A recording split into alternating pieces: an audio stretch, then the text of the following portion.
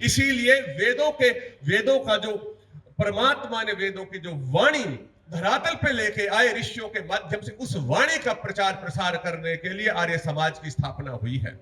तो इसलिए हम लोगों को इस बात को जानना चाहिए कि वर्तमान काल में हमारा लक्ष्य क्या है। हमारा लक्ष्य, जैसे पूज्य आचार्य जी हमें बता रही थी यज्ञ के समय में, कुछ लोगों ने अवश्य ही सुना होगा, उन्होंने यह कहा, हमें आर्य स्वयं होना है। कृणवंत विश्वमार्यम, समग्रता से स्वयं में आर्यत्व को धारण करना है।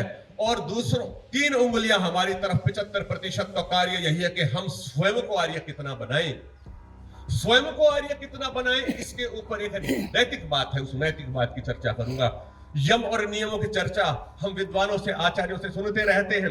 तो यम नियमों की जो चर्चा है, उसमें हृदय पर हाथ रख के बताइए कि हम लोगों में से कितने हैं जो यम और नियमों का सच में पालन करते हैं, कितने हैं जो लोभ और प्रलोभन, इन सबको त्याग करके सत्य के साथ खड़े हैं। क्षणिक सा लोभ, क्षणिक सा प्रलोभन, क्षणिक सी प्रतिष्ठा हमारे चित्त के जो आर्यत्व है उसको धूमिल कर देती, उसको कहीं नीचे गिरा देती है। नहीं, परमात्मा के पुत्र कैसे होंगे, परमात्मा कैसे हमें आनंद देगा, परमात्मा कैसे हमें आशीर्वाद देगा। परमात्मा जब हमें आशीर्वाद देता है, उसके लिए ऋषि ने एक सिद्धांत हमें वेदों से निकाल करके बताया है। उन्होंने यह कहा है कि परमात्मा अपने पुत्रों को आंख बंद करते ही उपासना में ध्यान लगवा देता है और आनंद दे देता है। यदि आंख बंद करके आप जब बैठते हो और आपको ध्यान में आनंद नहीं आता है, तो जान लेना अभी गड़बड़ है, अभी जीवन में बहुत कुछ ठीक करना बाकी है। इस बात का कभी भी विचार नहीं करना चाहिए कि मेरी आयु कम हो गई या ज्यादा हो गई। जब हम अपनी आयु की चर्चा करते हैं तो यह विचार करना चाहिए कि यह जीवात्मा है और उसका एक कलेवर है, शरीर है। जो जीवात्मा है वह अनादि है, वह अजर है, वह अमर है। ये शरीर बदलते रहेंगे और आत्मा छोटी या बड़ी, यदि हम कहें छोटी बड़ी हो जाती है, तो ज्ञान की दृष्टि से कौन सी आत्मा परमात्मा की कितने निकट है, वही आत्मा उतनी ही बड़ी है। और कौन सी आत्मा इस प्रकृति के अंदर काम, क्रोध, लोभ, मोह और अहंकार में गिरी हुई है, वही आत्मा नीची है। और कोई परमात्मा के साथ जोड़ करके इन आत्मा को कोई वर्गीकरण नहीं है, ईश्वर की ओर है या प्रकृति की ओर है, काम, क्रोध आदि में। तो हम लोग कहां हैं, यह विचार करना चाहिए। तो इसलिए इन वेदों की ओर आगे बढ़ना चाहिए। वेद का स्वाध्याय कैसे होगा, आर्ष ग्रंथों के माध्यम से होगा। इस बात को बारंबार जानना चाहिए। ऋषि के समय पर जितने लोग स्वाध्यायशील थे, उतने वर्तमान में नहीं है। हमने अपने आप को क्यों सत्यार्थ प्रकाश तक सीमित कर लिया।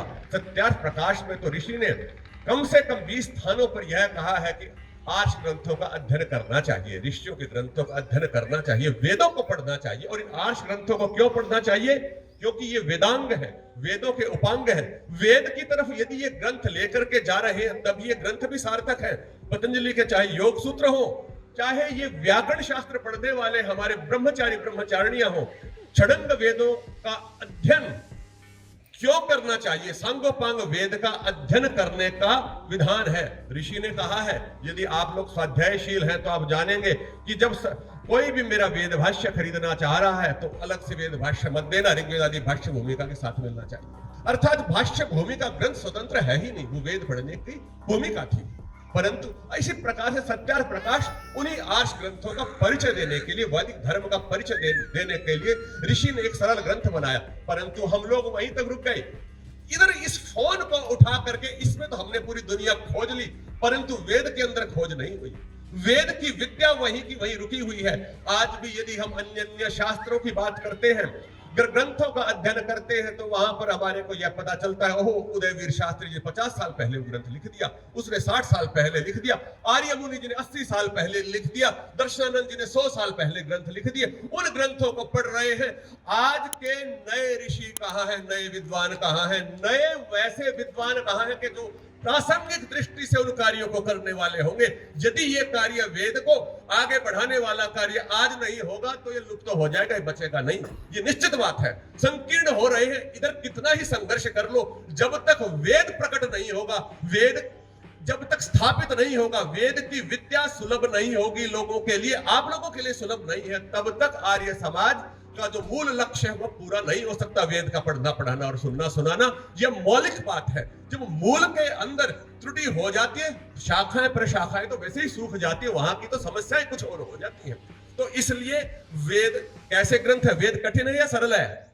बताओ, वेद कठिन है या सरल है? अब देखो, नहीं पता ना। ऋषि ने कहा वेद सुलभ ग्रंथ है। ऋषि दयानंद कहते हैं वेद सुलभ है, परमात्मा ने वाणी दी तो सरल है, जटिलता तो हमारी बुद्धि में है। तो विद्वान लोगों से भी प्रबल आग्रह होना चाहिए सभी।